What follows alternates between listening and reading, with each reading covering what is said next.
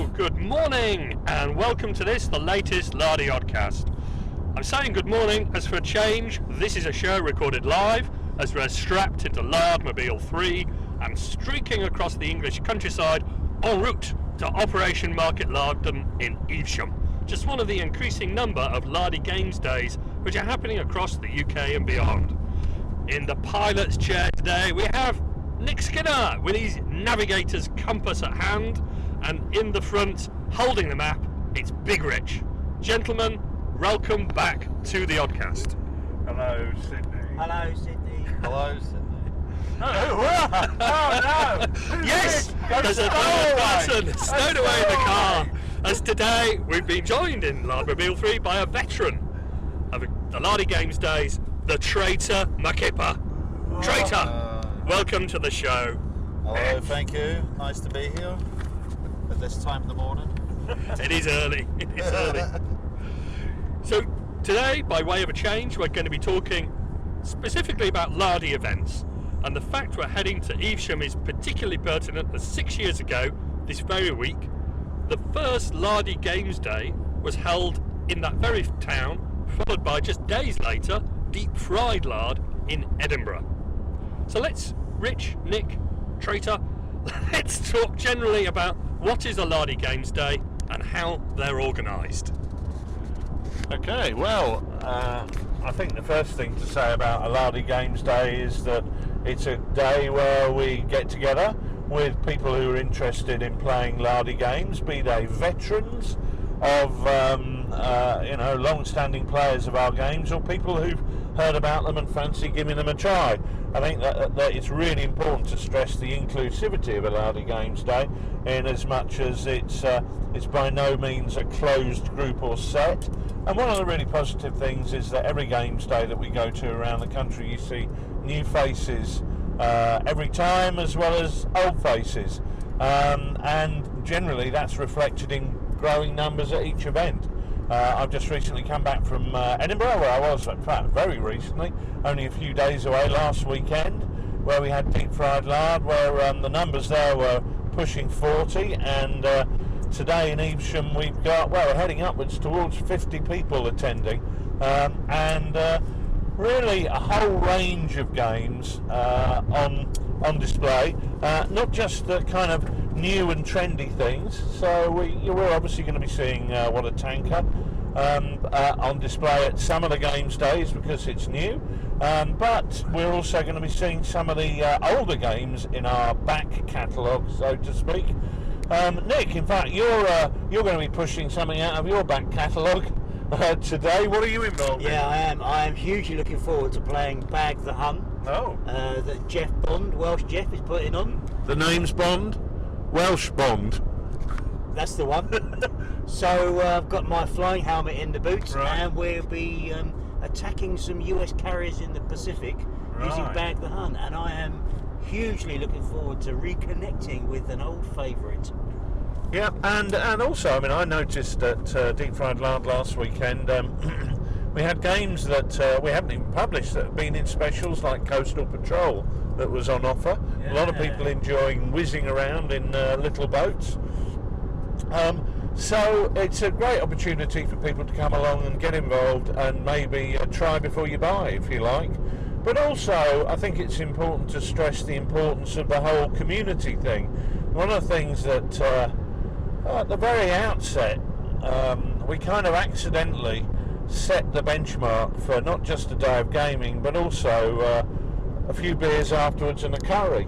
And I think one of the positive things that comes out of that is that whilst you're sitting playing a game, everything's fairly intense and you're focused on the game that you're involved in. But afterwards, to be able to chew the fat with everybody and talk through the highs and lows of the day, some of the amusing events that have happened, is really positive. And that beer and curry afterwards makes for a very, very social event. And that's something that I think what originally happened was Aid, who was arranging Evesham, said, would we come along for a games day he was organising? And I think we said, yeah, no problem at all, as long as there's beer and curry. And pretty much that then became the blueprint. and we've seen that right the way across the country. Nick? Well, we did, of course, at the very start, host some game events at Lardy Island, which allowed people that were local to Lardy Island to come along and enjoy some games. But actually what's been great about the Lardy events is the way that they've spread regionally, and I guess you're going to say internationally as well, possibly, where people can get to enjoy it wherever they are, which would be really, really great. So we can go to them now and put our toothbrush in the bag and have a jolly good day out. Yeah, and it's certainly true that Lardy Games days come in all shapes and sizes. In fact, some of them aren't Lardy Games days. I mean, recently, a couple of times this year, we've been down to Bristol Independent Gamers, for 2 really good days, which were not Lardy Games days. The first one was a whole day of sharp practice at an event down there where David Hunter was running the show and putting together a fantastic day of, if you like, almost a sharp practice competition, but where points were awarded not necessarily just for victories and draws and losses, but also for achieving specific objectives based on what the individual characters involved in the games had to do, and that was great. And we also did a What a Tanker Day more recently down in Bristol, where we played once we'd released What a Tanker. The guys there invited us down there to run a day of it, and we had a fabulous day of gaming with that. But to extend the international thing, I'm off to Historicon next month in the United States, and the Lardy America team over there have done a fantastic job of getting together literally dozens of Lardy games, which are going to be taking place in our own sort of area of Historicon over the Friday and Saturday, the 2 main days. And it just shows that we don't have to be able to turn up, although fortunately I am in this case. It's certainly possible for people all over the globe to put together their own versions of the Lardy Games days, and in the United States, where distances are so huge, to tie that in with an existing HMGS run convention makes absolute sense. So I'm really looking forward to seeing a lot of Lardies over there in the States, but also to see how they're running things, and maybe we can potentially provide an information pack for other people around the globe to give them an idea of how these things can be run. I mean, talking of which, funnily enough, I was contacted this week by the Essex, War Games group in Essex, who are looking to do their first Lardy Games Day in Essex, in Chelmsford, over by Chelmsford, in September. And they were asking me, just how do we organise this? I mean, Nick, what tips would you have for them on organising a Lardy Games Day? I would say keep true to the spirit of Lard, which is don't be too heavy-handed with the administration of it. Keep it fairly loose and simple. Allow people to book their space with you. Bring a game. Decide if you're going to have a theme to that. You can have a water tanker day if you want to, or a sharp practice day, or just have a general day where people organise games. Bring a game along, as long as you've got a large enough hall that you can access for the day, because the chances are it's going to be quite popular. With a suitable range of tables and access and parking, somewhere people can get some grub. I don't know what else you need to do. What the best thing to do, I think we should probably do, is ask Mr. Deacon about how he arranges OML, because he is the chief of staff that's got all this worked out. Yeah, he certainly has. I mean, it's interesting. You see a lot of you see a lot of contrast between the way different people's organise Lardy Games Day. I mean, Derek up in Edinburgh was saying this to me. Apparently, he was quoting me as once saying, Aid Deacon is highly organised at Evesham and counts every single piece of toilet paper that's going to be available on the day, whereas Derek simply turns up the night before to make sure the venue hasn't burnt down, which I think is not too far from the truth. I mean, Derek takes a far more laid-back view of things than Aid, and it's possibly the simplest route, that he says, how many people have we got coming? We've got 40 people coming. Let's assume 5 people per game. Well, we need 8 games in the morning and 8 games in the afternoon to keep everybody busy. And then when you get there, it's really first come, first served. What do you fancy doing? And allocate the places like that. Aid, on the other hand, provides people with a list of games that are on offer. People provide him with their first and second choices for the morning and afternoon, and then he tries to work that out and shoehorn them in and fit them as best he can.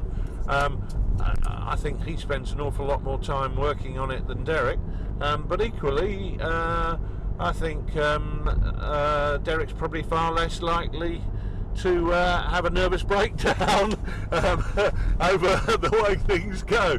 But we can talk to Aid about that a little bit later on. He hasn't had a nervous breakdown in the preparation for today. Yeah, absolutely. But what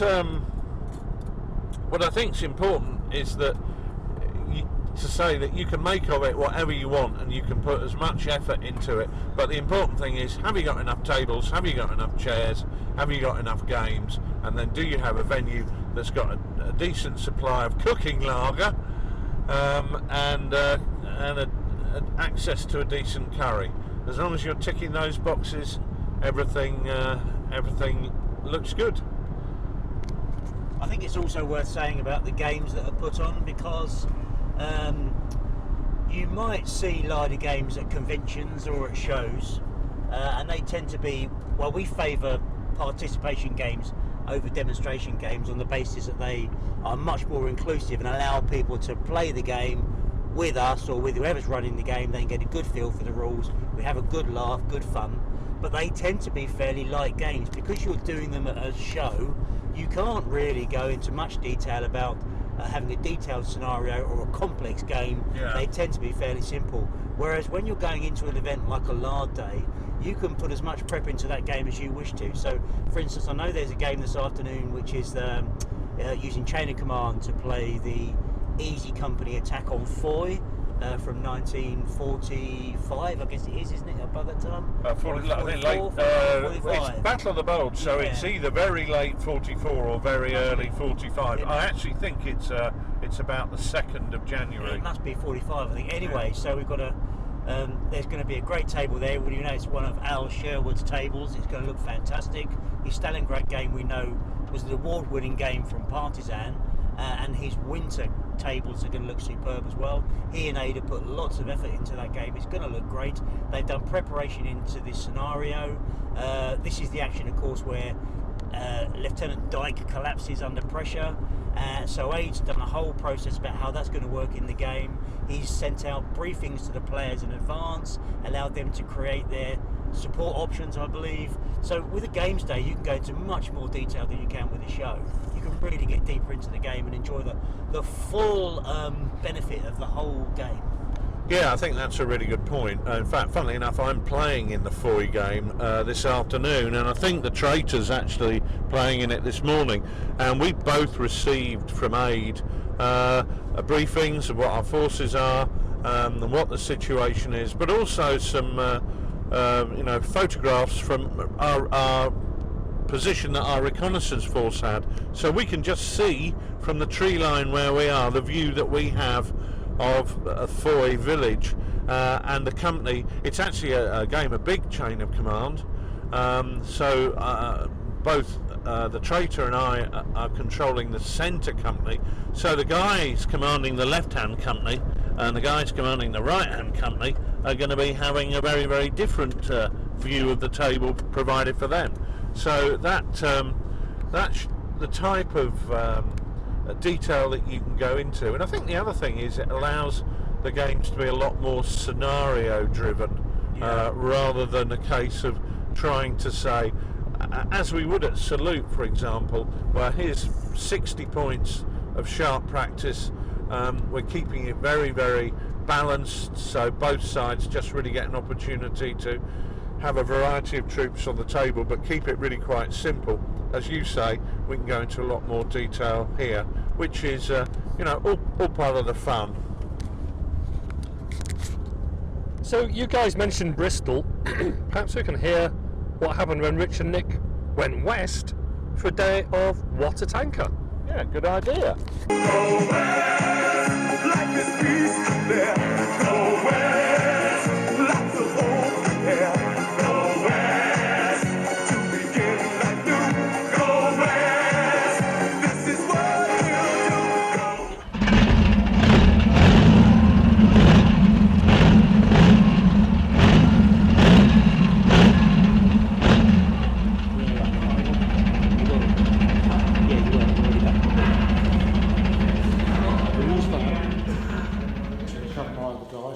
Okay, so you're back up to a full hand of command dice. Right, and then I'll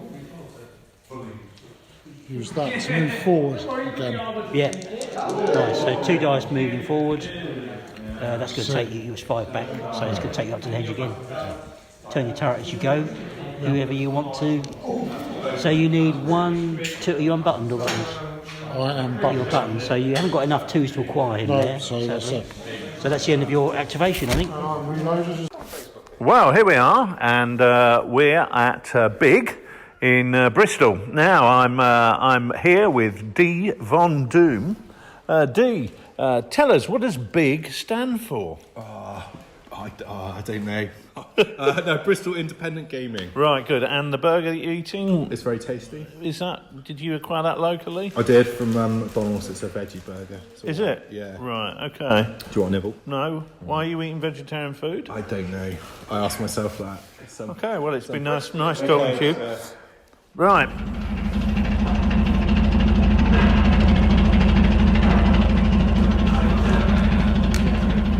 So double 1 is not going to move you very far, but it will take you as far as the edge of the road. So much will make it to number 1. Okay, so you're going to convert a 6 into a 1 to move and get another 2 dice of movement. So moving with 9 this time, that's going to pull you up nicely into that open space.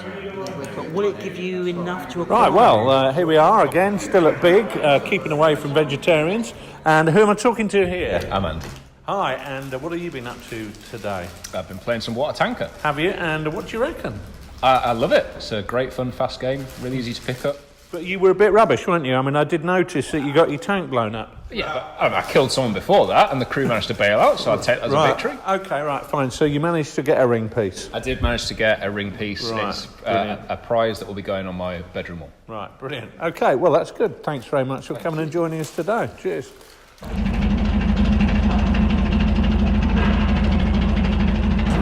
Now reload. Okay, player number 4. Sherman activates. Okay. 166554. Use a 5 to reload. Yep. Well, here I am again at Big still, and I'm joined by 2 guests here. Right, who are we talking to here? Rob. Hi, Rob, and are you from the Bristol area? I reside in the Bristol area currently. Right, good. That's good. Have you not been able to get away, or? Briefly. Right, okay. Portsmouth, it was dog shit. Right, okay, I can see why you came back. And hi, who are you? I'm Matt. Hi, Matt, and are you from Bristol as well? Indeed I am. Right, brilliant, excellent. And what have you been doing here today? Rolling dice really badly. Right, you have actually, haven't you? Have you actually invested in any new ones, as we suggested? No, I'm hoping the averages will out. Right, okay, I think the way you have been running, you should be on for an afternoon of some phenomenal dice rolling, shouldn't you? And any ring pieces for you today? No, I'm thinking of sending my Sherman off to the Eastern Front. I'm looking for something with a bit more heft. Bit more heft, right, good. Okay, is this the first time you actually played the rules, or have you been playing a lot? I played a couple of times down here already. Right, fine. Warming up, right. And none of it's paid off. No, I was going to say, have you always been as bad? Yes. Right, yeah, It's an art. Right, good. Well, and have your dice always rolled as badly? This week, yes. Yes, right, okay, good. Well, let's hope things get better for you. Well, I need 1, 2, 3. You need 1, 2. You need 3 2s to acquire him. And you've unbuttoned. You need 1, 2, 3 goes down to 2. So your 2 6s would acquire, but you haven't got an 8. So you can acquire him at least. Which would probably be the thing to do. Yeah, that's You've got to acquire him, haven't you? So he's not shooting at He's me. acquired you, but he's not shooting at you. Okay, number 5, Martin, last tank out.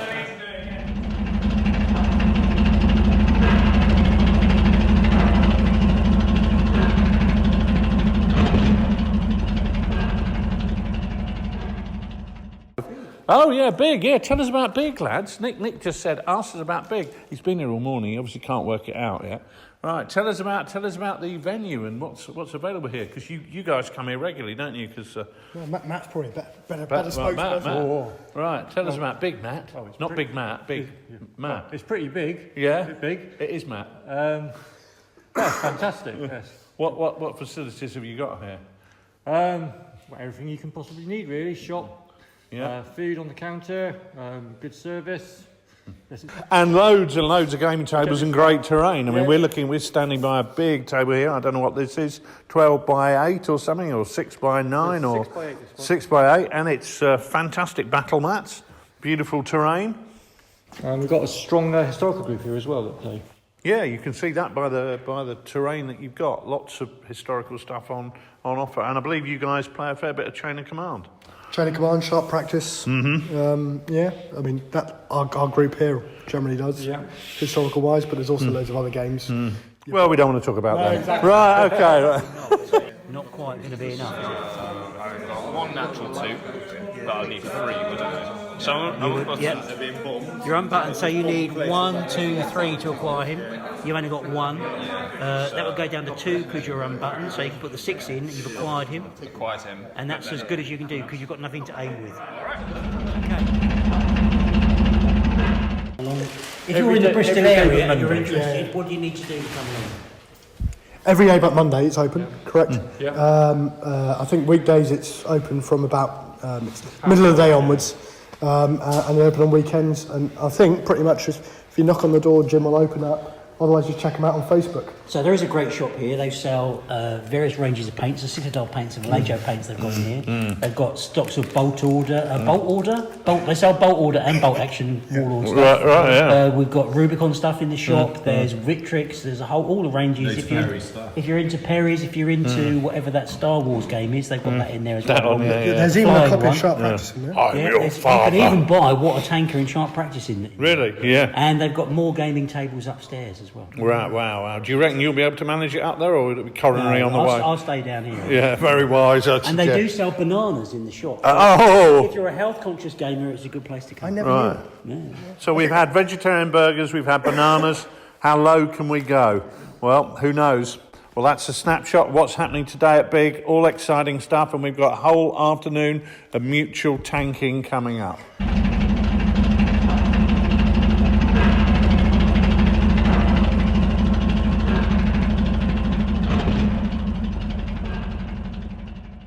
Yeah, I'm burning it up. Because I can see what's coming my way. Yeah, it's gonna. That's right. Yes, sir. Okay. So you might want to unbutton at the end of the turn. Takes, yeah, it is. Yes, real men do it unbuttoned. There's no real men here then. No, obviously not. That's right.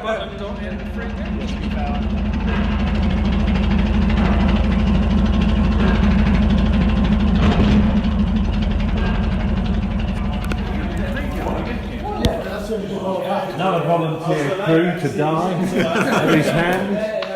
And then I'm going to...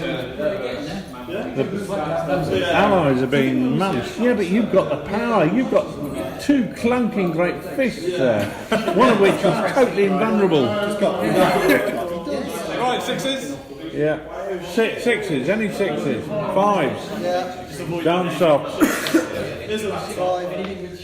1, 2, 4s, 3s,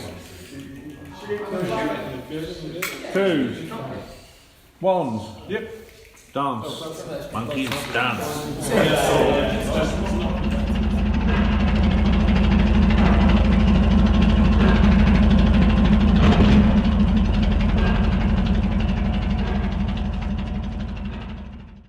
Yeah, thank you very much everyone, really enjoyed today. Thanks very much to the Lardies for coming. I hope everyone had a good day today. I really enjoyed it. Yeah, it was excellent. So we've got some prizes. So a crushing win really, I think, pretty much for the Axis. So with a first, second and third place with kills for the Axis. Joint second and third, we've got Alex and Matt. Well done, with 3 kills each. Now, so I think you can have a death match between the two of you over who gets a Stuart and who gets a T3485. So we've got Ben in at number 1, so the biggest tanker in Bristol. So I think with that, there's got to be a tie up for you.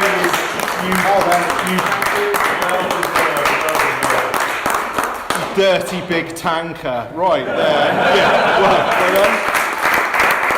And then we've got Rob and Matt both tied as dirty killers on 2 tank crews killed under their watch each. And I think we've got an anodyne winner of Dan who's neither been killed or killed anything. Dan, might as well not bother turning up, mate. Yeah, that was a good crack. Thank you very much for coming along, everyone. I hope you had a good day.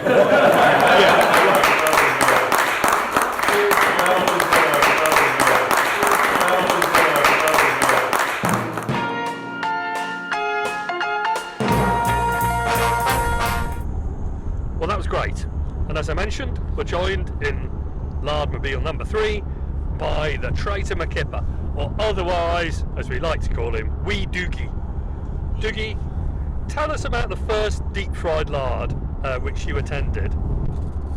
If you can remember it. Thanks, Sid. Yeah, I had a very good time at my first deep fried lard. It was quite an enjoyable experience. The first deep fried lard ever, wasn't it? It was, yeah. Yeah, we met Rich for a few beers. I was the model of sobriety, and yeah, Rich let the side down badly, I must have to say. But we enjoyed ourselves immensely. It was very good meeting lots of different people, getting to meet with a lot of guys from the club from South East Scotland and around the Edinburgh area that I knew. And then we also were joined by quite a lot of people from round about that just heard about the event and were coming down to. So you're a seasoned wargamer, you've been doing it for quite a number of years. What are the main differences between Deep Fried Lard or any Lardy Games day and a normal wargames show, or just a sort of get together? I think it's a real sense of the sort of community. You know, you're gaming with people who have interest in playing the same games. You're getting a full game at these. There's a lot more talk, there's a lot more banter. I mean, I do find it a more enjoyable experience than going to, say, a show where I find at shows I'm just running around spending my money at the traders and that kind of side of it. So it's really kind of that community, and then you get to meet everyone afterwards, having beers and a few curries, and then you're going onwards afterwards. So it's very enjoyable day, and it's kind of a very immersive day. I mean, it's very nice just to chat to like-minded people, seeing the terrain they're putting together. Which you're pretty much one of the veterans of more Lardy Games days than anybody other than me, I think. You've been to you've certainly been to Deep Fried Lard, but which are the other Lardy events that you've been to over the years? Well, I've been to Warlord up in Durham, which was great fun, and I've also been up to Evesham before for the OML. So I've done a few. It's always a good experience. Met some great people and had a good few beers. What games would stand out for you over the years in terms of the games that you played? Well, I'd have to say at Warlord I played a part of that huge sharp practice game that was set in I think it was a bit of a sharp knock of somewhere off Africa. That was very enjoyable, really good scenario driven game. And the other one would be the Stalingrad game that was put on at OML, and that was just stunning. Alan Sherwood regularly wins awards for his big cock games that he puts on, which are, stunning. It really was quite something, seeing the amount of cock Alan could get on the table, and he really brought the feeling of Stalingrad to the Rattenkrieg and all the rest of it. It was quite an amazing event. And how about people who are just trying lard-focused games for the first time? Did you have many of those at Deep Fried Lard, or was it mainly sort of already people who'd sort of converted to the religion, so we say? I found there was a few people that hadn't played before, but most of them were seasoned gamers. But I think that helped in many ways, because the sort of rookies were sort of taken under the wing and helped through games, and it was also an experience for some players to get to play games even though they might have played sharp practice, that they've not played Cork or Bag the Hun or different games that are on display. And it's nice to be able to play through a game with someone who knows the rules and can help you through that sort of side of it. So you get a real kind of mix of people, but I'd say it's mostly veterans with a few. Yeah, I think that's a really interesting point. One of the things that we saw at Deep Fried Lard last week was a gentleman who'd never come along, who'd never been able to come to a Lardy Games Day before. Unfortunately for me, he's got a Gaelic name which I can't pronounce at all, but his real name is Stuart, but he doesn't spell it like that. But he came along, and John Ewing put on a fabulous game of Chain of Command for him to play, because he'd said, look, I'd really like to play Chain of Command, I've never played it before, and John put the game on for him, a 1940 game, Germans against French, and I know Stuart really enjoyed playing that, and that's the kind of attitude that's prevalent at the games days. If somebody has never played a game before and really wants to come along and play it, then there's going to be somebody there who's going to say, right, we'll put this on specifically for you and allow you to get a chance to play that. And I think we've got that happening again today, haven't we? Yeah, we have. I'm fairly sure that in the Bag the Hun game that I'm playing in, actually, I think there's a guy there who's never played Bag the Hun before. I think he's coming to his first Lardy day. And if playing Bag the Hun with the guy who wrote the rules isn't enough to ruin your day, then I don't know what will be. He'll probably never come back again. Yeah, very true. But certainly, were you at Durham when they had the Troy game, where they had the whole city of Troy laid out? It was a variant of Dux Britanniarum, which obviously was set in the sort of Homeric legend time. Absolutely superb to see, because they had the whole section of the walls and the city of Troy there that was just stunning to look at.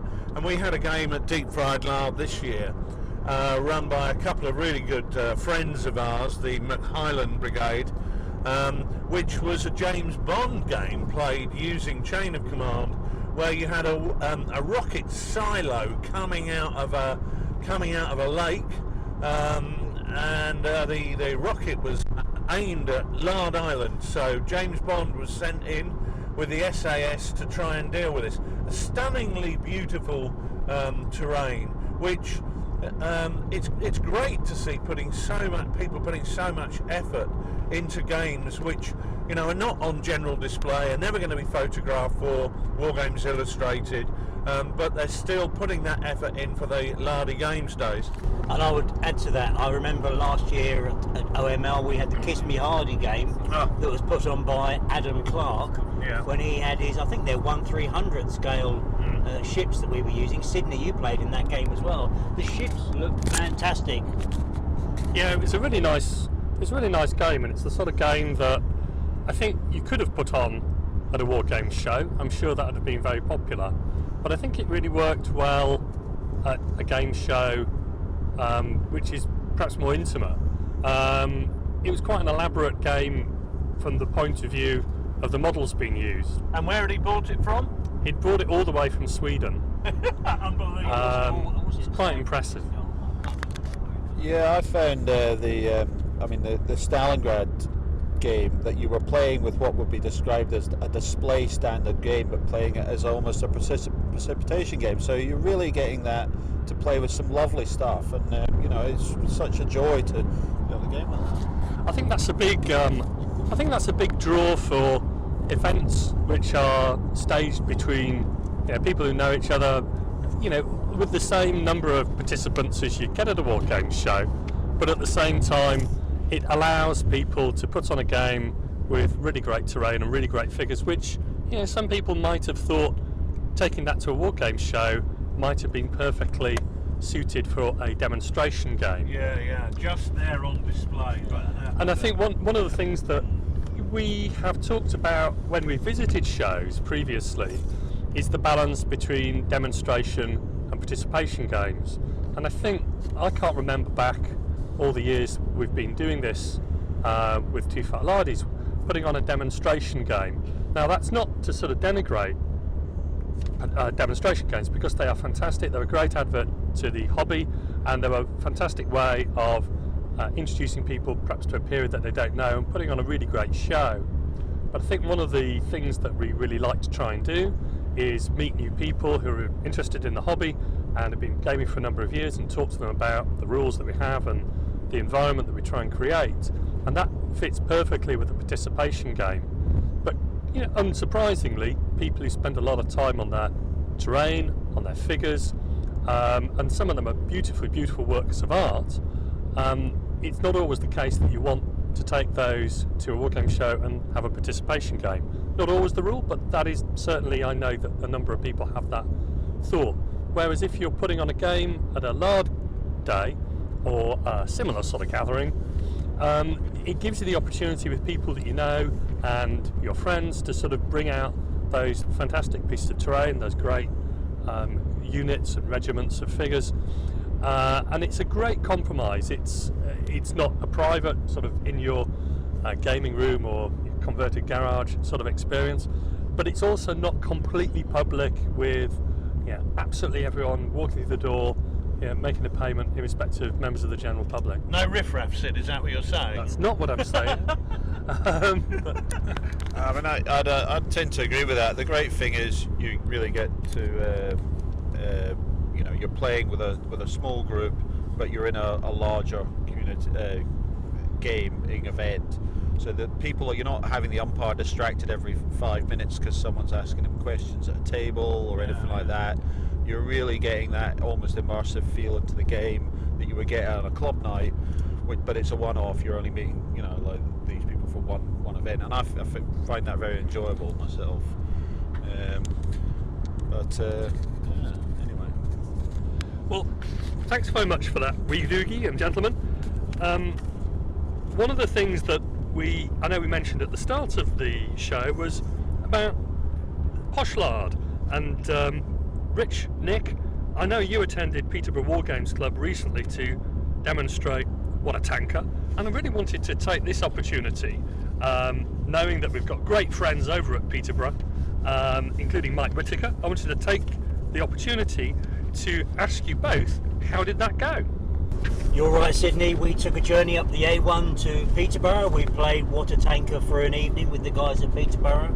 And I know that Mike Whittaker has spoken about that actually on the Meeples and Miniatures podcast, which I would recommend you listen to. Hello, Meeps. Hello, Meeps. And I was lucky enough, actually, a few days after that event to catch up with Mike. In prison? He was standing by a hamburger van somewhere, and I happened to be in front of him in the queue. Yeah. No, we were at Partisan actually, right. And after the show at Partisan, we just found a quiet corner. I had a very quick word with him about Peterborough War Games Club and our visit. Let's see what he said. Okay, so I'm here with Mike Whittaker, Bard of Meeples and Miniatures, of course. Hello, Mike. Hi there. Hello. Yeah, I'm stuck with that title now, I think. And Chairman of Peter War Games Club. Which is what we're going to talk to you about. So, the motive for speaking with you today is that we came to Peterborough War Games Club with Water Tanker to play with you guys for an evening. So, tell us a bit about Peterborough War Games Club. It's a War Games Club. It's in Peterborough. My God! Yeah, I know. This is a revelation. And the chairs are broken. And somebody's taken a shot at us, and luckily it just missed. What do we do? We basically we've rented the St John's. We use the St John's Ambulance building in the middle of town. Yeah, but there's nobody else in it when you're using it. There's no it's nice resuscitation going on. No, there's nice cavernous couple of nice cavernous rooms, free car parking, and lots of various games. We seem to play quite a bit of Lardy stuff. Yeah. In addition to all manner of other odds and like Gaslands and heaven knows what. So it varies from month to month, week to week, what everybody's interested in. And how many people do you get turning up on a regular basis? So the Monday you were there was probably about half the course, and we had, I think, 20. Yeah, about that. It was of good whom turnout. we had, 15 playing Water Tanker? I think we did, yeah. So tell us, how did your guys find Water Tanker? We had quite I think a good everybody evening. seemed to enjoy it, even if they didn't manage to take out Mr. Bartman. So we played two tables. One table was the Bartman you were running Overdrive. You were running the table with just 4 against 3, wasn't it? Sort of the vanilla game, which I didn't get to see much of because I was basically advised.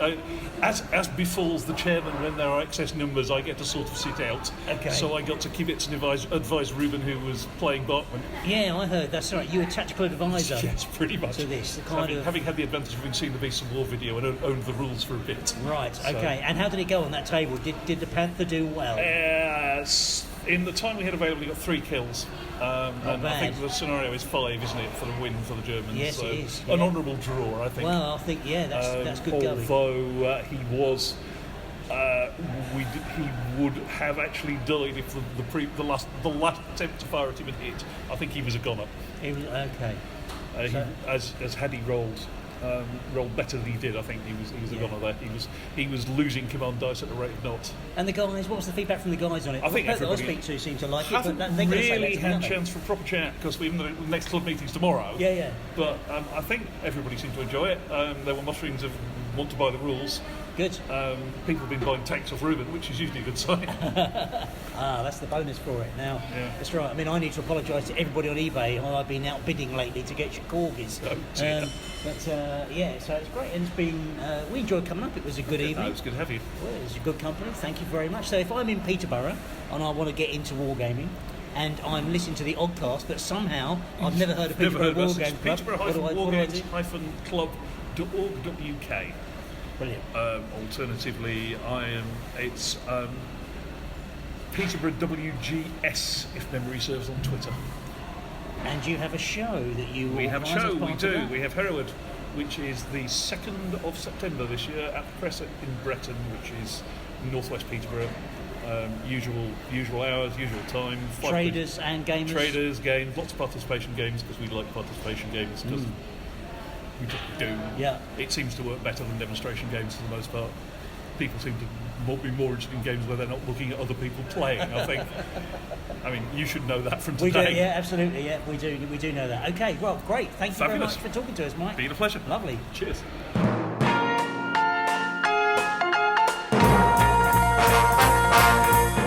That's great. And after hearing all about our great friends in Peterborough, Richard, I've got to say, you've been a really busy guy recently, and I know that you took the high road and headed for the fantastic country of Scotland very recently. So let's have a listen to what happened when you were up there. Aye. Laddie.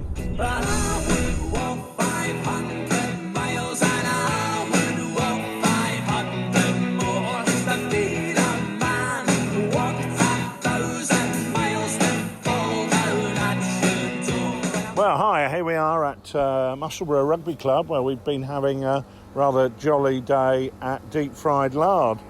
And who have we got here? Now I'm doing David. Hi. Hello. And what have you been playing today? I've been playing. What have I been playing today? I've been playing Spanish Civil War Chain of Command and something else, which I've forgotten. Go on to somebody else, and I'll come back good. to it. Okay, well, I'm glad it's been such a memorable day for you. Right, okay, now who have we got here? It's Charlie Walker. Hi, Charlie, and where have you travelled from today? I've come up from the borders. From Scottish the borders, right, Yeah. right. Oh, Yeah. good job it's the Scottish borders. Right, better than the Mozambique borders. Or Indeed, anything, that's right. indeed, yeah. Right, and so what have you been up to today? This morning I played in a game of Sharp Practice, Italian Wars. Right. A period I haven't ever played before. Yeah. Very enjoyable. And this afternoon I have been tanking. Right. My first experience of what a tanker. Right. Was that sort of group tanking? That was indeed Right. group tanking, 3-on-3. Right, great, excellent. yeah. And are the Italian Wars, talking of the Italian Wars, was it Italian Wars? It was, wasn't it? Here's the man responsible. Now, you're from Scotland originally, but you're not now, are you? You're living in exile in England. Yeah. Gavin, I'm from Glasgow. I live in Harrogate, Right. Harrogate Wargamers Club. Right. And I was running the Italian Renaissance game using the sharply buffed rules from the summer special. And it worked quite well. We did a big pitch battle. Pretty brutal. The Italians lost, as per usual. Yeah. But it's working really well. I think the rules supplement needs a bit more of a tweak for the period. But I love the novelty of using sharp practice for that period. It's really cool. And certainly it looks stunning, doesn't it? I mean, it's a really pretty period to game. Yeah, which it's really fun to paint as well. Yeah. No, at the moment I've got a painting block, so the idea of fun and painting is not working for me, but I'm trying to fight the way through that. Right, good. And what about this afternoon? You were doing something really quite different, it was weren't really you? cool. It was a secret agent chain of command game. Beautiful terrain made by Mike. I can't remember his surname. But it's all custom built. Had a rocket, and we were defending our rocket that was being blasted off, and the SAS were trying to storm our rocket bunker. and I managed to, against my allies' advice, my comrades' advice, I deployed my forces and attacked the attacking forces and saw them all off, which apparently you shouldn't do when you're defending in chain of command. Right. But it worked quite well, yeah. Good, excellent. Right, well, thanks very much, chaps, and thank you very much for making the effort to come as far as you did. That shows me. Oh, you've remembered now. You've woken up, have you? Right, okay. Right. Well, and he's back in the room. Right. Lordest Africa. Oh, Lordest Africa, which was right. superb. It was Clearly, very good. really, obviously, really superb and memorable. Yeah. Good. Well, thanks for coming from Shrewsbury to instantly forget the games you took part in, and indeed Harrogate and the Venezuelan border. Right. Okay. Cheers.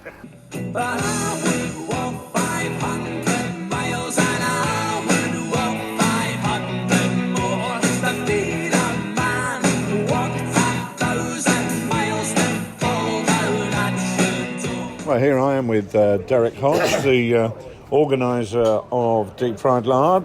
Derek, tell us, how long have you been running Deep Fried Lard and what kind of thing goes on? I think it's about 6 years now. This is sixth one.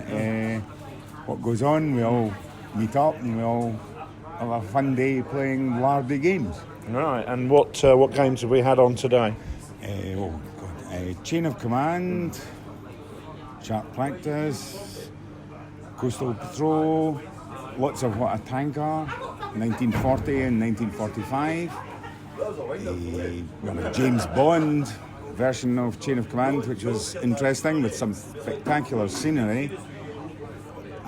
Afghanistan for... Oh yeah, Sharp Practice, that looked really nice, didn't it? The guys from Air were running that one. The Air guys came over and put on an excellent game. Right. And how many games did you say we had in total? I reckon it was what, a dozen, 14? It was about a dozen. Yeah. I could count them, but you could do, yeah. And we had about, what, 40 people for the day today? 30 odd, about 30 32. odd, yeah. Which are great numbers. And how do people hear about this in future if they're interested in heading up to Edinburgh and attending? Well, announcing all the Lardy social media things. Right. They put out the request at the beginning of the year, people to run games. And then it's all through the emailing list. You get your name on the emailing list about Deep Fried Lard, and then you get invited. Right, okay, so if people want to get on that list, they can drop us an email and we can forward it on to you and you can keep them informed. Absolutely. Right, brilliant. Okay, well, another fantastic Deep Fried Lard. Always worth coming up for. 8-hour drive this time, which I've tried the plane, I've tried the train. I've decided to come by car this time, and it was probably the better of the options, I think, really. It's been quite nice to get in the car, listen to a book on Audible, and let the miles just pass by. Anyway, thanks, Derek. Always good to see you, mate. And thank you for coming, Richard. Cheers now.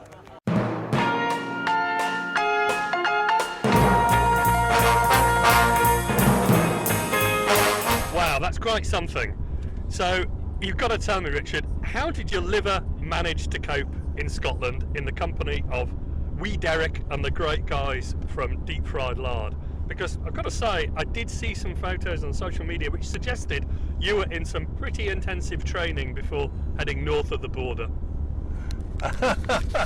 Yes, certainly. It's always good to visit Deep Fried Lard. I mean, one of the unusual things for me about Deep Fried Lard is that it's a 2-day event, because obviously it's a long trail of winding. I've taken the train, I've flown, but this year I decided I would drive. I'd only just come back from Poland to a visit out there where I'd been traipsing around a couple of battlefields, and to be honest with you, I was airported out, just sick of the sight of customs officials and rubber gloves.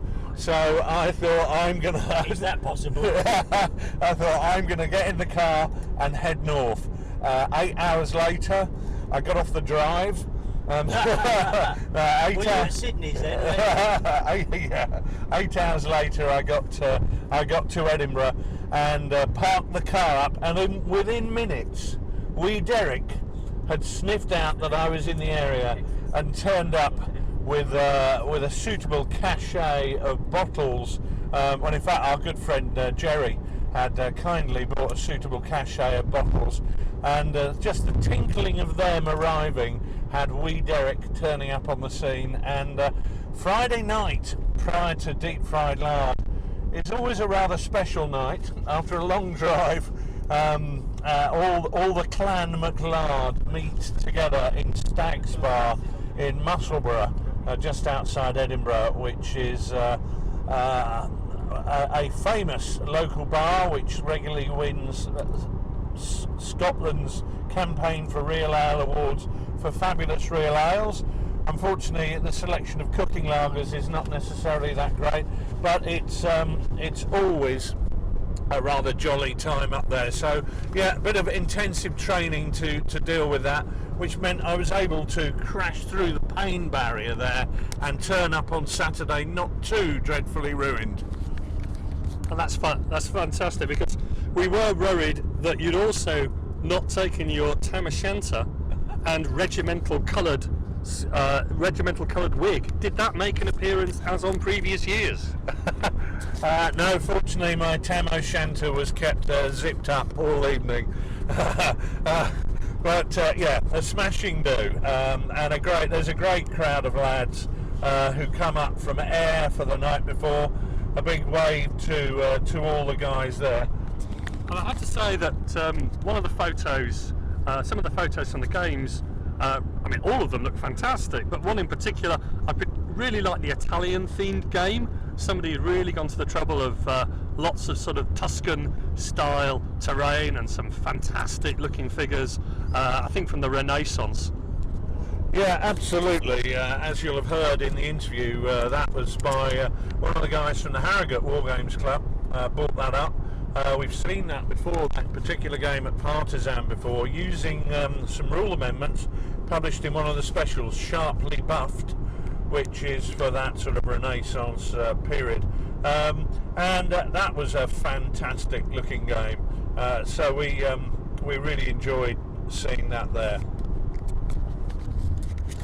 Brilliant. Well, thanks very much for that, Rich.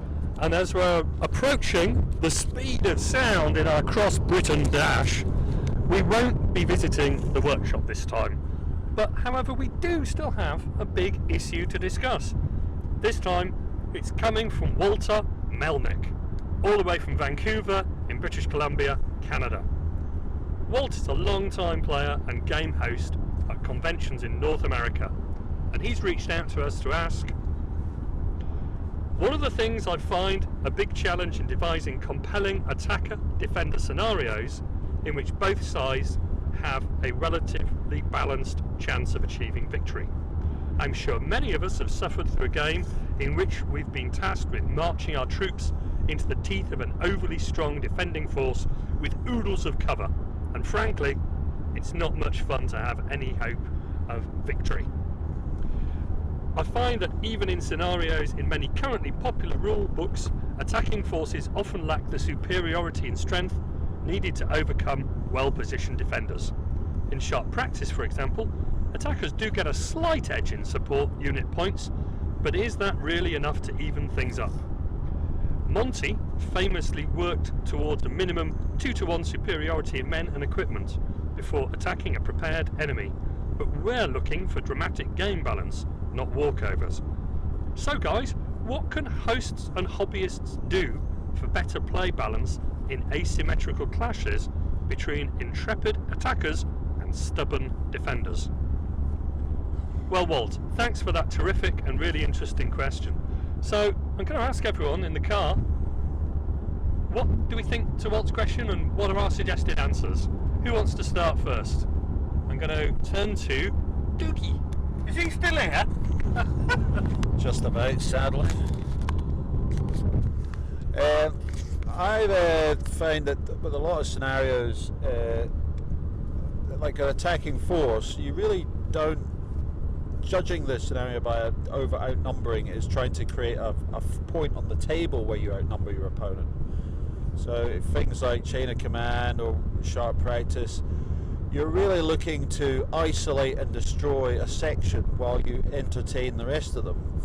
with either balance or so forth. So I would go down the route of, you try and create your own overlap, your own extra numbers in any scenario. And great cover works for defenders in one way, but it also can hinder them in many ways, not allowing them to deploy properly, blocking lines of fire, and they're struggling through. So I mean, it can be an interesting way of trying to sort of develop an attack when you're looking to push into a position when you've got a lot of cover against you, and your opponent is trying to line up, and as soon as he drops his troops down, as long as you're not overcommitting your forces, it allows you to isolate and move round and take out the opponent and reduce them down to a reasonable size. Yeah, I think there's 2 points I'd like to make here. First of all, I totally agree with the Traitor that the whole point about achieving odds of 2 to 1 or 3 to 1 or whatever figure we want to quote is the fact you don't have to achieve that at all points. This is going back to the lesson of the German Schwerpunkt. You've got to determine where your main point of effort is going to be. And certainly in Chain of Command, one of the techniques that I like to utilise is to try and get my enemy to deploy before I've decided where I'm going to deploy my force, and consequently, once I've seen where he is, I can determine where I'm going to attack, and locally, at that point on the table, achieve overwhelming superiority. You're absolutely right. Changing the theme slightly, you can go back to Chain of Command in a minute, but just while we navigate this roundabout, let me just say that, of course, Nelson, Battle of Trafalgar, outnumbered, through great use of tactics, manages to cut the enemy line so that a third of the enemy line is out of action instantly and therefore not available to take part in the battle. So it goes from being outnumbered to actually achieving local superiority of about 4 to 1. So it's not about the numerical setup at all, it's about what you choose to do and how you choose to adapt your tactics. And I'd say it goes back to before the Schwerpunkt. You look at Napoleon and even go back further than that in the ancient battles, how people achieved local superiority. And now with the roundabout behind us, back to you. Yeah, I think that's a very good point.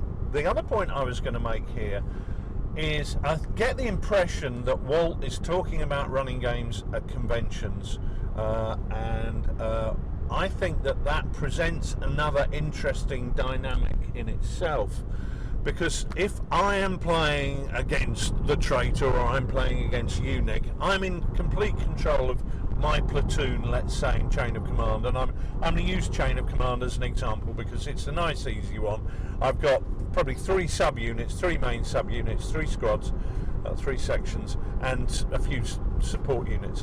And one of the easy things about that is that I'm in control of all of that. I can push gently on the right, tying down a couple of your units there, and hammer like hell on the left once I've decided that is going to be where my main point of effort is going to be, and hammer like mad on the left with all my support units going in there and putting the big weight on the left flank to achieve a complete breakthrough at that point. The problem that you have when you're running a convention game is so often that the guy on the right, who if you were going to collectively do this game of Chain of Command, for example, where you had 1 squad on the right, I had 1 squad in the middle, and the Traitor had 1 squad on the left, and I were to say to you, look Nick, what we want you to do is just demonstrate on the right. We don't want you to actually do anything, we just want you to tie their troops down. In a convention game environment, a lot of players are going to go, hey, I don't want to do that, I want to attack. I want to attack because those other guys are going to attack. And that presents a situation when you're designing a game for a convention that maybe you have to have a totally different type of game design. Maybe in that situation you do need to think about maybe having more numbers, an increasing number on one side, so everybody gets to attack against defenders. I don't know, what do you think, Traitor? Yeah, I think that your point is right. I mean, Of course it's right. I said it. well, I doubt it. I'm really unsure whether it is right or not. I found in one game I played recently, which was an early war BEF game, that I attacked the BEF in a wood line that was right at the back of the table, had a huge amount of open ground to cover, and I attacked with one section and a infantry gun to cover their crossing, and then as soon as that section reached the tree line, I jumped my jump off point right across the table, and then suddenly the entire platoon appeared in the wood, and it was game over for the British. That kind of thing, as Rich has said, in a convention environment, it's just not going to happen, because everyone wants to put their toys on the table, they want to roll some dice, want to shoot some guns, have a bit of fun like that. So it is a challenge, I think.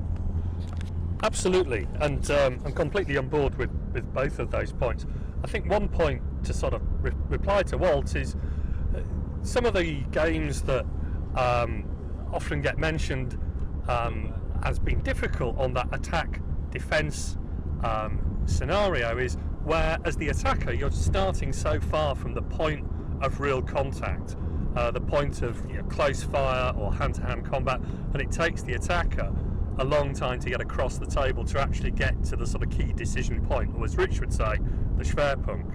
And I think, as Rich was mentioning, you can do a lot with the convention game to start the point that combat is going to be, if not immediate, it's going to be very quickly within the first 15 or 20 minutes. People don't want to really sort of come to a participation game at a show or a convention and have to sort of spend an hour tramping across the table taking fire. And I think there's a number of other things that you can do in designing those convention games which relate to having different victory conditions. It may not just be about winning in a sort of classical sense that you're kicking the enemy out of a wood or a fortified village. You can have other sort of different stages of victory or achievement objectives within the game itself. Nick, you had a few points on this, I know. Well, my thinking here is around player mindset, really. So you can set a game up for attack defend. I think in terms of player mindset, many players find the defensive mindset the easiest one to adopt. It's the least risky of all. Very often I've seen games where you give players an attacking brief, loads of troops, and in order to attack quickly and make rapid progress, and they go like tortoises and don't take any risk. So that's a kind of a human nature aspect of it, which I think is there to torpedo any scenario. So you've always got to be conscious of the fact that players, how do you create the situation, how do you create the belief in the players that they really can attack in this situation, and they have got overwhelming force, because you as the umpire know it, because you know what each side has got, but it's quite hard to convince sometimes the player that they've actually got that domination available to them. Well, that's interesting, isn't it? Because failure in those circumstances is very visible. And war games are, where they're figure war games, they're an extremely visual situation. You can see if you're attacking and you fail that attack, you can really see yourself on the table losing. And nobody really at a participation game or a show game or even a game at home really wants to be in a situation that you're really losing to that degree. Rich? I agree, yeah, and I think the key thing there is, and the reason for that is not because people are just being total twats, it's because a lot of people are completely new to the rule set, because they've come along and they've gone, hey, I want to learn the rules, and then you say to them, okay, well, the first time you've ever used these rules, I'd like you to storm the ridge at Waterloo with the Imperial Guard. It's a big ask. Maybe we are asking too much, and maybe to a degree this is part of where scenario design balance comes in. If you've got experienced players, maybe you give them the more challenging role. If you've got players who've never had the experience, maybe you give them the defensive role, and make sure that you've got the understanding of all the players who are involved, that hey, these guys are new to the game, and at certain points I'm going to be giving them advice on what you can do and can't do. Now that may look like I'm coaching, but what I'm trying to do is help people learn a game. Dougie? Without doubt, with giving advice, that's very helpful, especially a game like Chain of Command, where it's very easy to make a an error that will ruin the game very early on by you overexpose a section or a couple of sections, and then suddenly your force morale can collapse very dramatically if you get mullered. So you really, guiding players in a relatively, especially in attack, to structure their attack properly, to use their support options, to go through the phases, to do the attack in a way that they're not overexposing themselves to and generating the full momentum. I think it's quite a good method of bringing players on into that structure. All of these points are good, but I'm not convinced that we've actually solved this one for Walt, to be really honest with you. I think one of the issues, and I am focusing very much here on convention games, because I think in a one-to-one game in your own home or at your own local club, I think it's far more, players will far more understand that, hey, I'm going to hold back that section, I'm not going to deploy it on the table yet, I'm going to probe forward with just this scout team. And because you're in control of the whole force, you're not worried about the fact that all your forces aren't deployed, because it doesn't matter, you're in control, you can deploy them when you want. But in that convention environment, people often see, for example, in Chain of Command, they go, oh, these rules don't let me deploy all my figures on the table immediately. And some people actually see that as a negative thing, because they want to get their toys on the table. Hey, I've driven 4 hours, I want to come here and I want to have things on the, I want to put my toys on the table. Well, that's because they're in control of one section, maybe, which isn't what the game's designed to do. Nick, you wanted to... Yeah, well, I've got a question really, I think, for you. So if you are running a game and you've given a player an attacking brief and you've given him what you think are the tools that he needs to do the job, and he's still not doing it, is it acceptable for you to give him more stuff? If he thinks he still hasn't got the equipment he needs, is it okay for you to reinforce him during the game to get the outcome that you think the game needs, or is that a complete no-no? I think that's sometimes a dilemma that umpires face.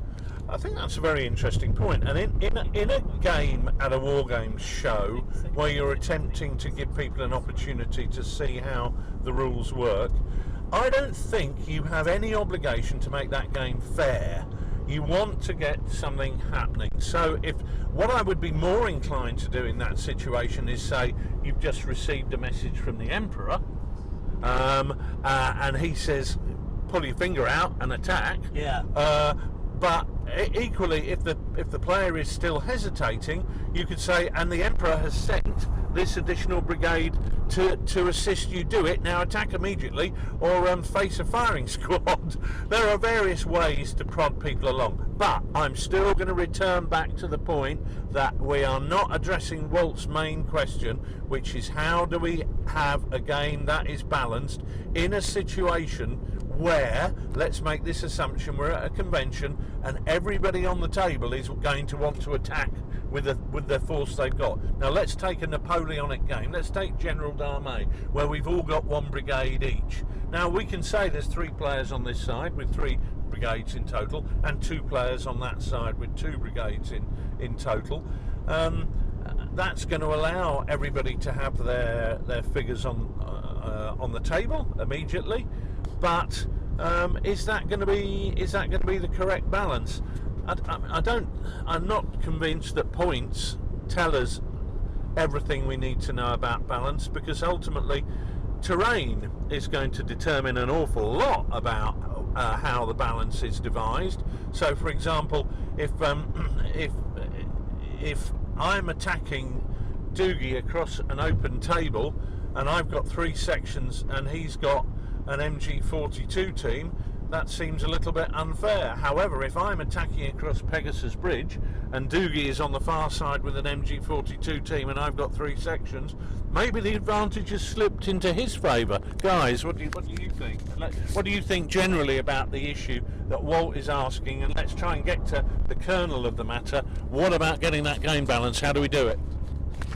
Okay, so while we've been talking through this and trying to get Walt to the point that he's really sort of dealing with, we were sort of noting down about 3 or 4 sort of really practical things that might be possibilities.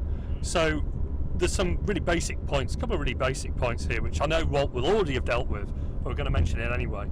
So first off, playtesting. It's always great if you're going to take a game to a convention, participation game. It's always a great idea to have playtested that beforehand. I know when we have taken games to conventions that maybe we haven't playtested as much as we might have done. They sometimes haven't worked as well as the games that we have playtested 3 or 4 times before we're going anywhere near the convention.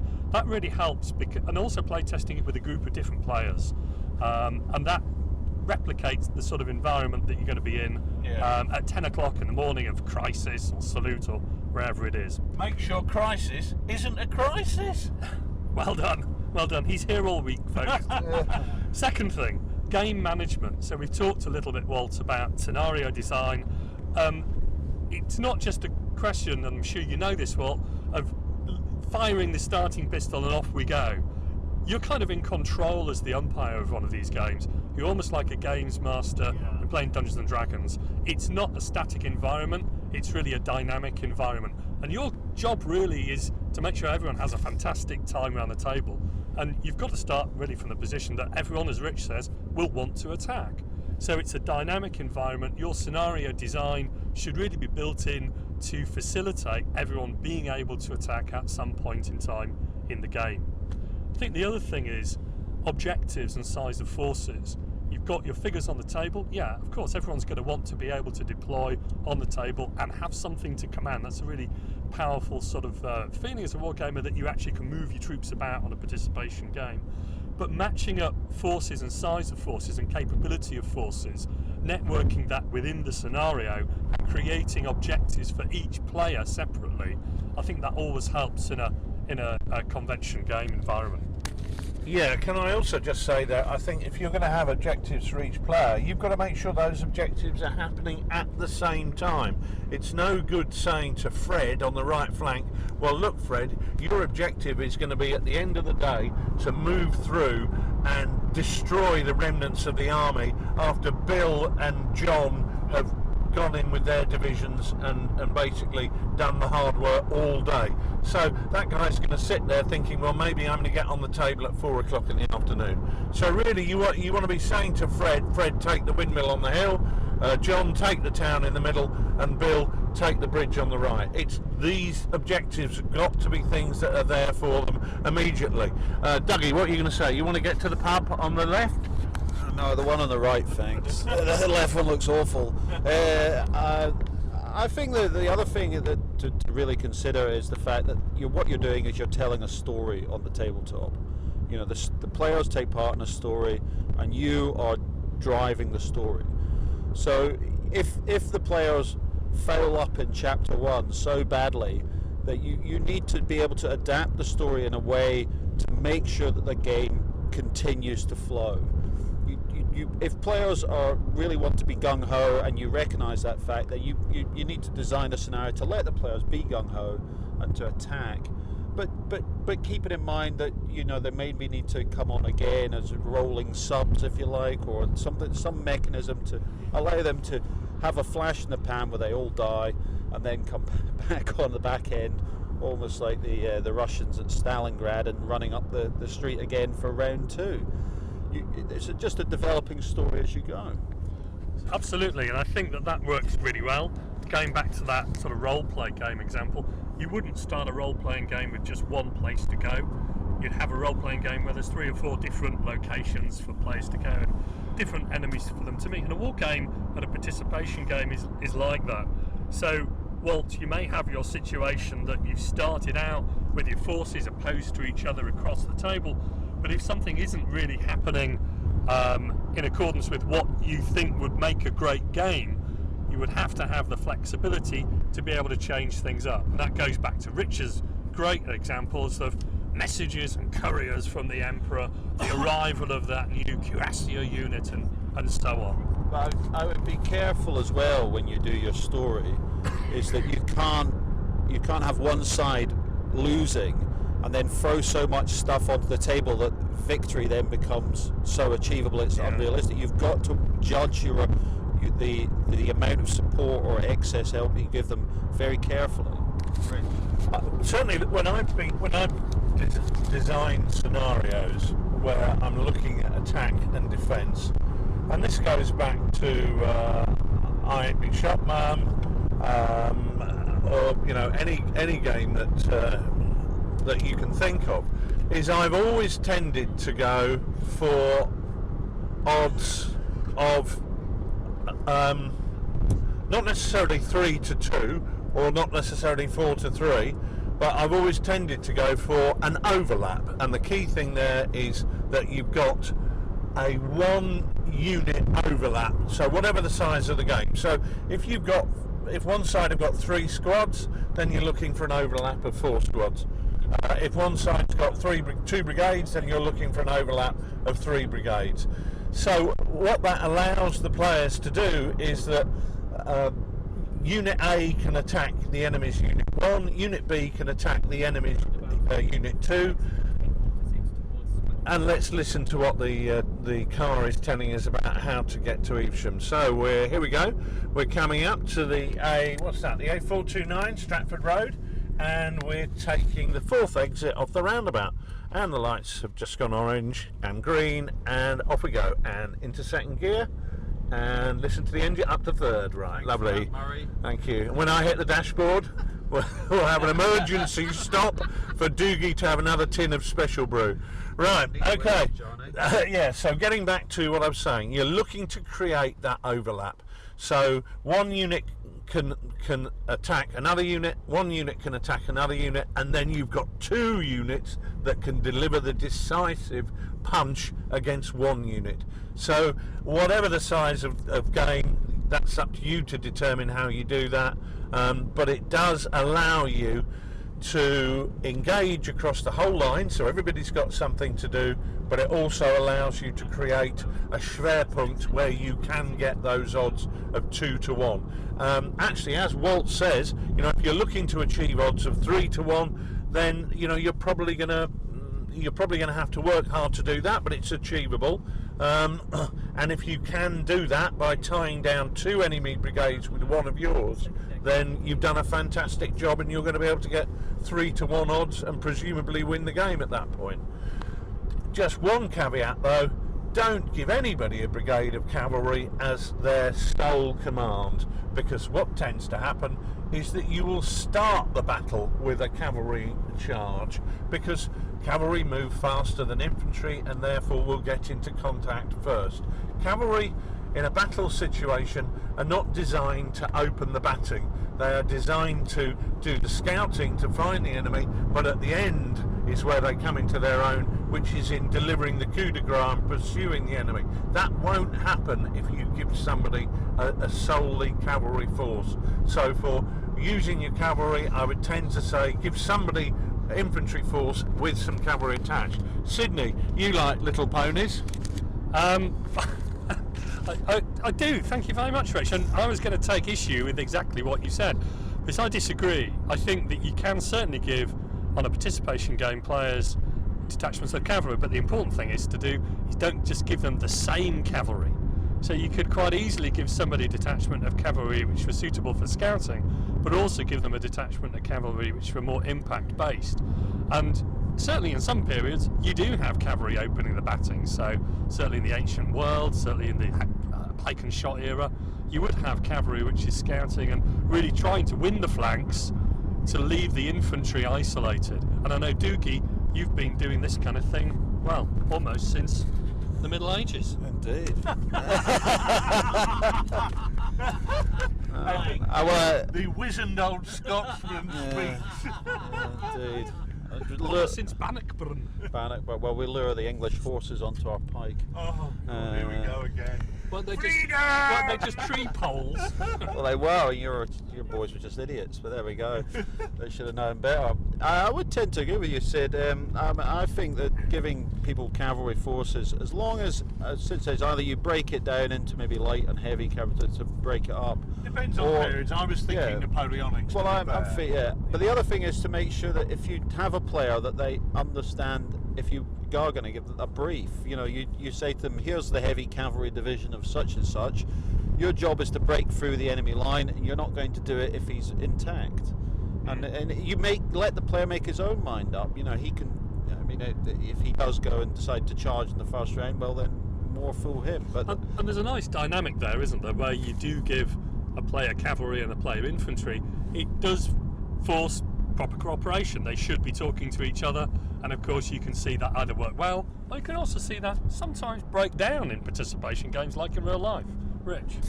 Well, I was just going to say, yes, you could indeed try that and see what a disaster it is, or you could follow my advice and find that you might get a possibly more effective result in a convention setting.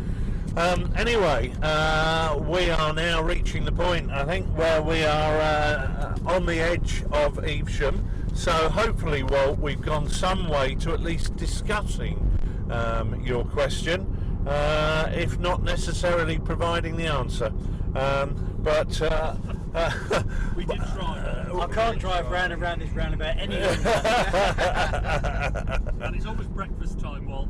So, as we're approaching Evesham, we're going to go there for breakfast and come back to you with some live recordings from Operation Market Larden number 6. Hooray! I got a brand new combine harvester and I'll give you the key. Come on now, let's get together in perfect harmony. I got 20 acres and you got 43. So here we are at the heart of OML 6 in the Northwick Hotel at Evesham, and it's coming up to about lunchtime. And we're taking a few minutes out with the guys who've put on a really stunning game of Foy 1945, which you'll all know from Band of Brothers. And I'm here with our good chum and friend of Lard, Aid Deacon. Aid, this is just an unbelievably beautiful game that people who listen to the show can probably find on Twitter. Talk me through what's happening. We've done our best with Al's amazing attention to detail and beautiful craftsmanship, as always, to replicate the TV showing of this battle. It isn't necessarily 100% historically accurate. It's very difficult to get maps and things, but the TV gives you a lovely atmosphere to go off. And we have rewatched the episode about 30 times this week, I think. I was going to ask, how many times had you watched and frozen framed that episode of Band of Brothers? It's been obsessive. We've been obsessing on detail, making tiny things like animal pens and a cart with red wheels, because there was one on the TV show. If it was in there, we got it. It's really a lot of people's favourite, one of the favourite scenes for a lot of people with action in the Band of Brothers series. And of course, it features one of the key sort of moments of the series with the command breakdown, which is very much one of the things that can happen in a game of Chain of Command. It was from watching the TV series when it was first broadcast. As a wargamer, I always wanted to replicate that sort of situation, and the rules that were about were never there to really capture it. That breakdown in command and that immediate failure of Dyke and throwing spears who seemed to just be unkillable. You know, throwing him into the mix and getting him to rescue the situation. You can't really replicate that. And then along came Chain of Command, and it gave the format, the platform to actually stage that for the first time as a war game. So it was something that I've always had in the back of my mind ever since first playing Chain of Command, 5-6 years ago, that I always wanted to do something that really showed the breakdown of command and really tested the mechanisms of the game, and it's brilliant. And here you've got a game where you've got, I think, 3 players on each side, so you're able to have that command focus, that command network, but also that possibility for command disaster in the games here at the event. It's actually set up as a 3 Yanks on 1 German, because Alan's quite adept with his single platoon force holding off the American advance of a company, under strength albeit. But he's actually employed my son as a mini-in today, which is actually testing his chain of command really much. So it's a great scene in the TV programme. The scene lasts on the episode, obviously it's an hour episode, but the action lasts for about 45 minutes. How long have you been playing the game here? Because although people can't see it, it's a big table, but it seems to be moving pretty fast. It's an 8x6, and we started just a little tad late at 9:40. But here we are, an hour and 40 minutes later. The Americans have now just broken into the village. So it's running better than we could have hoped for, really, because we haven't play tested this very much, and the randomness and the friction caused in Chain of Command, by its nature, can give you 2 different randomly completely different games into approaches at it. So, fine tuning is difficult, but we seem to have stumbled across it. So, well, it looks like a fantastic game. Really enjoyed seeing it and speaking to you, Aid, and no doubt we'll be taking part in the game this afternoon. Thank you very much. You might be, Sydney, but I don't think I'm playing this one, sadly. But what I want to ask you about, Aid, is OML. I want to ask you about the wider show. So you are the man who has created this out of nothing over the last few years, okay? And it takes some doing, doesn't it? Just talk us through that process in terms of making today happen. It actually it's got easier year on year because you've got a pool of people that thankfully all really want to come back. So it is just a case of, like Wayne's World said, you invite them and they will come. So yeah, there is a lovely database now building up of a pool of people who are wanting to come, and there's always a few dropouts and replacements. But the whole thing was just, when it first started 6 years ago, there was a real feel for wanting to do Lardy Games. Lardy Gaming is it's very people orientated in it by its nature, and to go on the road, I think you were looking and Rich was looking to go out and meet your audience. So when we first set it up, it was with that in mind, just to get you out and get people to meet you, ask you what was behind the rules mechanisms, because they are very different to your run-of-the-mill I go, you goes. We know that's everything that's set up on that.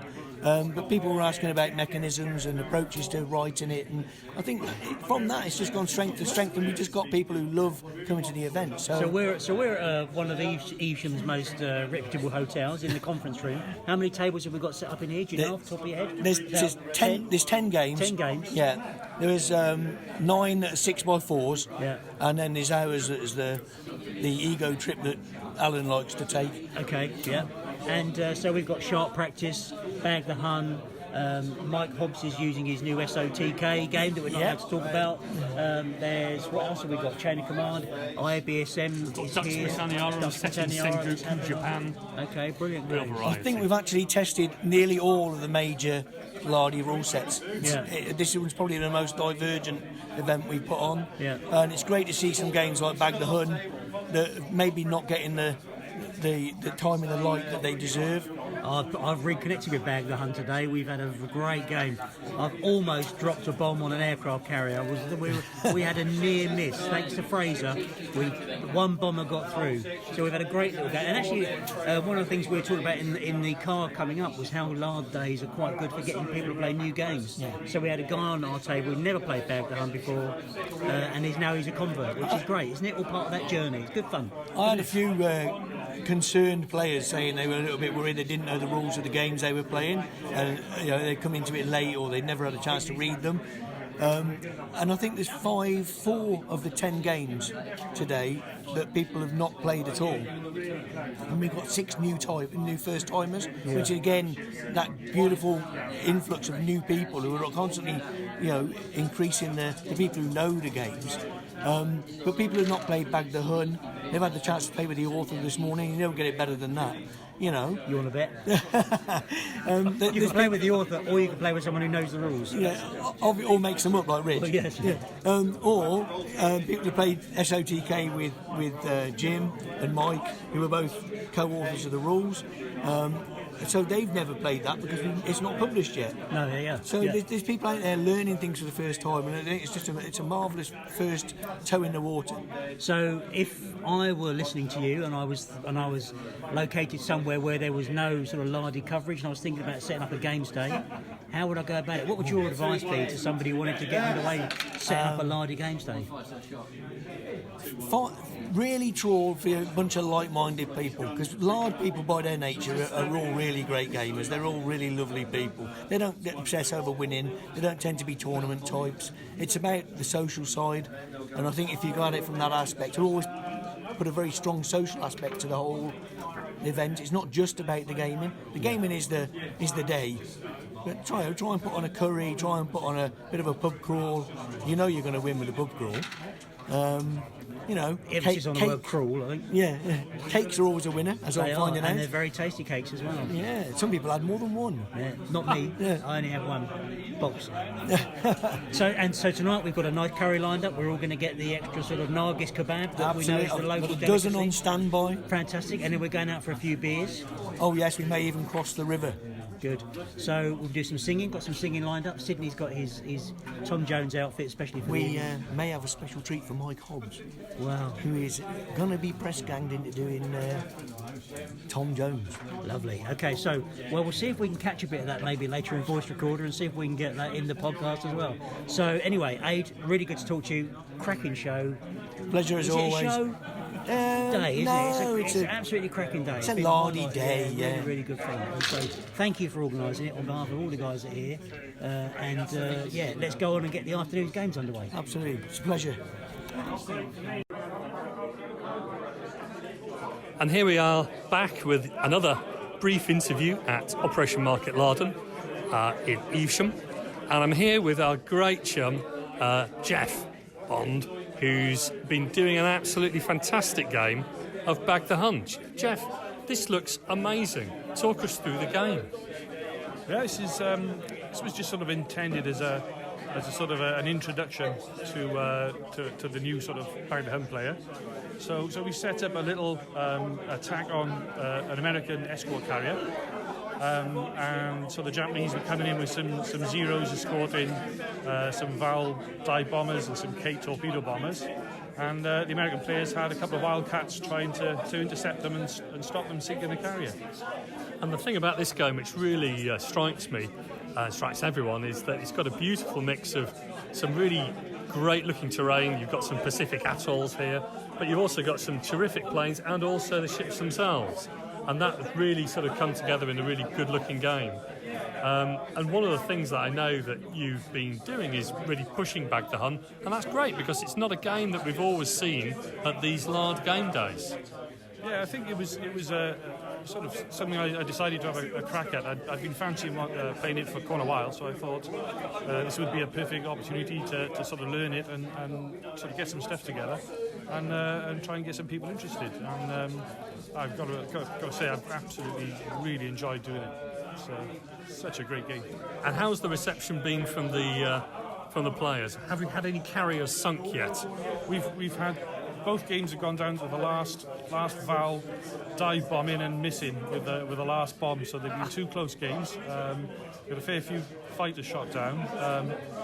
Probably one of the most memorable sort of occasions was seeing all of Nick's torpedo bombers shot to bits. For those of you who haven't finished already, just let you know you've got about half an hour left till 5 in the finish. Okay.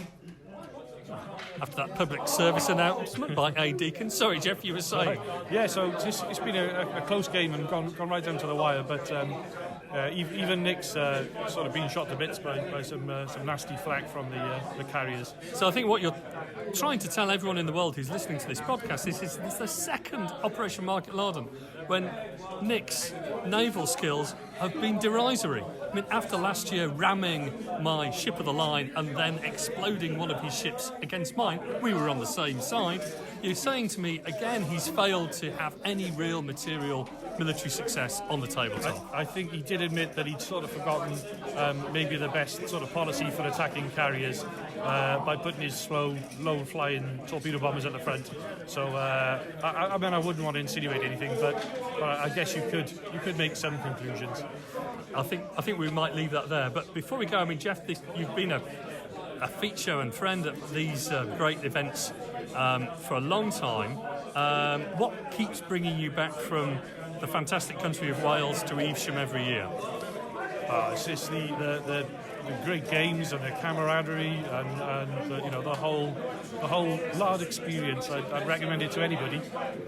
It's just a great day. It's my favourite event of the year, and all hail Aid for putting on such a great event every year. Well, that's fantastic. Well, great to see you again here, Jeff, and thank you very much. Cheers, dude. So here we are back at Operation Market Larden at the Northwick Hotel in Evesham, and I'm here with both Phil and Jim, and we've just finished up a game of SOTC. Jim, are you ready to tell the world what SOTC stands for? Yeah, I think so. It's Sword of the King. So there we go. All the sort of gambling online, thinking about what those words might mean. It's now revealed. But the most important thing is we've had a terrific game, and it's really a rule set which you can use for fantasy gaming. Although we've played a very low fantasy game here. The fantasy in this game that we played was low key. We had some wizards throwing around a few spells, which were intended to help with shock management, really, more than anything else, helping to rally troops and putting a bit of shock on enemy troops, perhaps a few screaming skulls flying through the air, putting a bit of fear into the enemy, which helped but wasn't decisive by any means. I don't think anywhere on the battlefield the wizards were heroes, but they were there supporting each army in whatever way they can, but not overly fantasy flavoured. Just basically as support.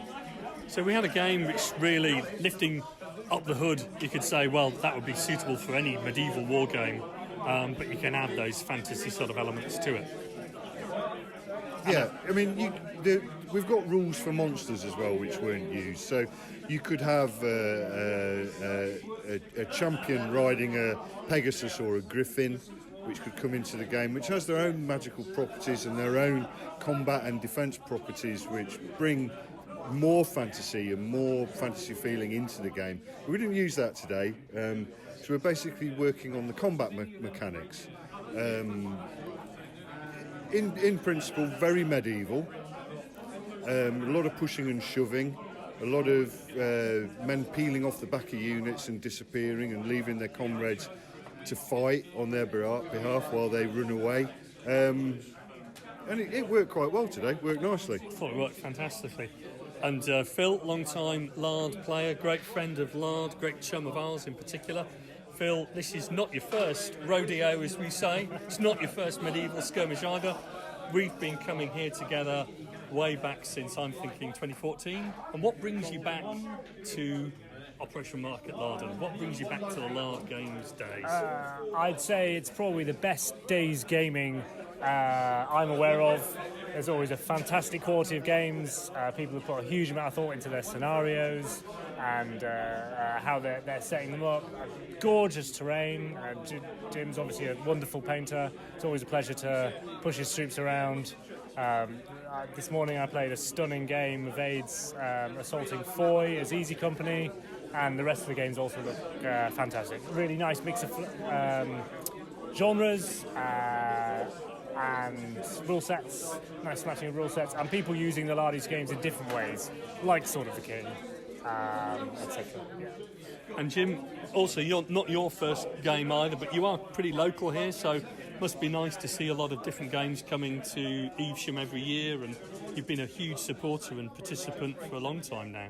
Yeah, all of them. Done all 6. I've put a game on in every one of them. I really enjoy putting a game on and umpiring for people. I get a real thrill out of that. It's nice to see people having real good fun, and everybody every year is always so complimentary of everybody else's games. Rightfully, I think, because the standard is very high, I think.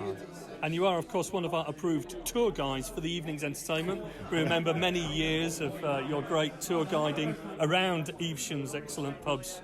Yeah, we'll see if after we've had a curry, we'll see if we can get over the bridge. Well, that is an offer that I'm sure all of us will be taking up. So, gentlemen, thank you very much. Pleasure. Thank you. So I'm also here with one of our best friends from the Lard Games days, the man with all the terrain talent in his fingertips that anyone would ever need. It's Al Sherwood. Al, I'm standing here astonished looking at a replication of the village of Foy in early 1945, the scene from Band of Brothers. Al, this looks absolutely incredible. You already run a fantastic terrain prize at Partisan for Stalingrad, but you've kind of excelled yourself with some winter terrain. Do you want to talk us through the game a little bit? The terrain is a mix of resin and Sarissa type buildings, MDF buildings, There's a quick advert in there, guys. I'll get nothing free for that, but you're welcome. We do love the buildings. And then a lot of handmade haystacks, sheds, pig pens, explosion markers on a snowy cloth, really, which is an old-fashioned thing from many years ago that you just throw a cloth down. But when you spray it up and terrain it properly, well enough, you know, it visually it stands out. It pops. Yeah. But it's a case of a lot of white emulsion paint and a mishmash of terrain that everyone can do. It's all technique, really. It's not being an excellent terrain maker, it's just using techniques. It's been very modest, but just looking at that base cloth, you've actually just taken a cloth and it's been sprayed, but then you've applied heavy paint, you've applied glue, you've done some sort of scatter on the glue. Some flock, some small really leaves looks the part. Silver birch trees, yeah. That's mixed in as well. Painted on with white wood glue. And yeah, just blotted with white emulsion paint to bring it out. It's sprayed with brown and green with an airbrush, but you could use just cans of spray for that. It's not heavy, but it adds a bit of colour and flavour that you see as snow starts to thaw or on the high points.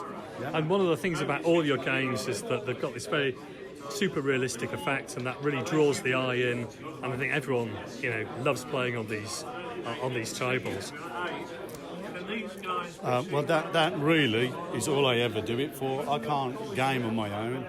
So myself and my friends at the Earlswood Club and at home on my own gaming table, every layout I make is for them to play on. That's my joy, really, just watching the guys having a good game and doing the best I can to lay it out. Because for many years, we've suffered as through our childhood and into our early 20s and 30s, trying to get kit together and build our skills up.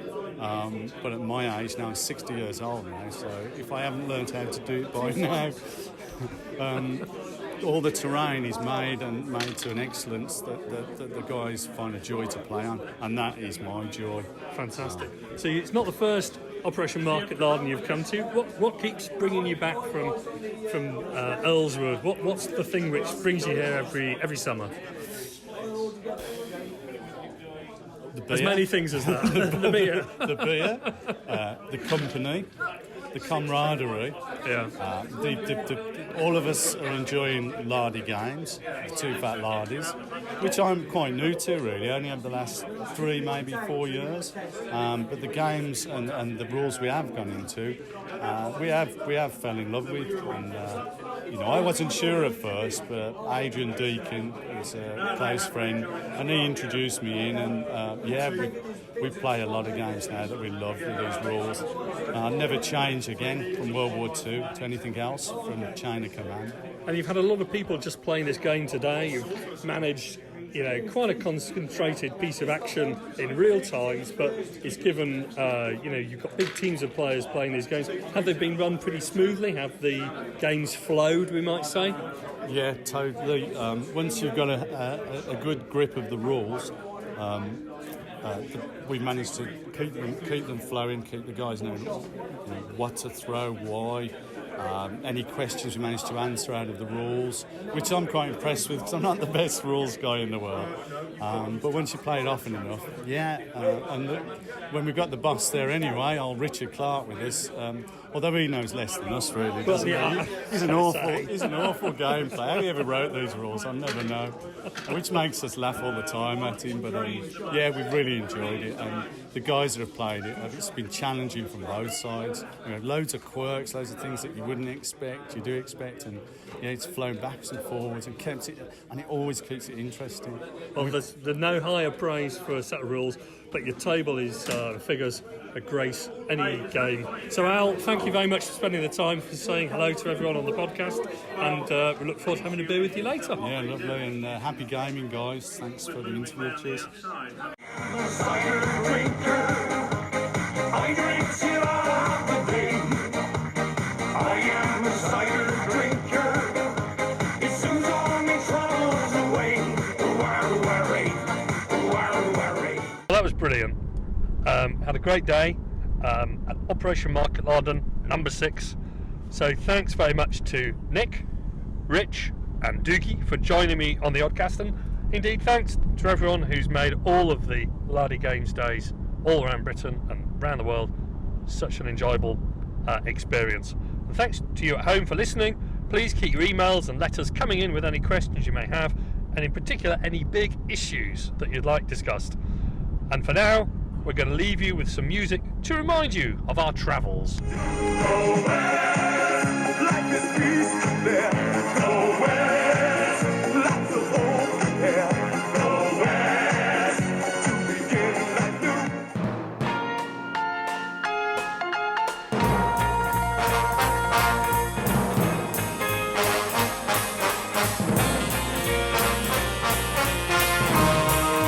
Tonight's show, Sydney Roundwood was joined by Nick Skinner and Richard Clark, with music by Roger Barraclough and his band.